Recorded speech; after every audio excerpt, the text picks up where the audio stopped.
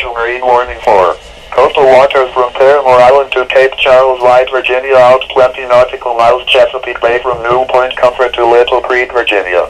Coastal waters from Cape Charles, White to Virginia, North Carolina border out to 20 nautical miles Chesapeake Bay from Little Creek, Virginia to Cape Henry, Virginia, including the Chesapeake Bay Bridge Tunnel, until 10:45 a.m. Eastern Daylight Time. At 9:43 a.m. Eastern Daylight Time, Doppler radar indicated a line of thunderstorms, capable of producing waterspouts and strong winds to 40 knots from Cambridge Patch to First Highlands Bay Bridge, moving east at 25 knots. The thunderstorms will be near Fourth Island Bay Bridge around 9:50 a.m. Eastern Daylight Time.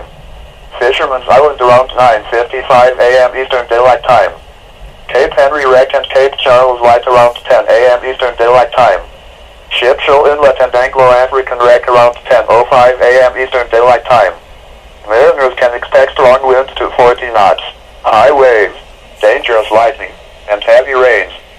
Boaters should seek safe harbor immediately until these storms pass.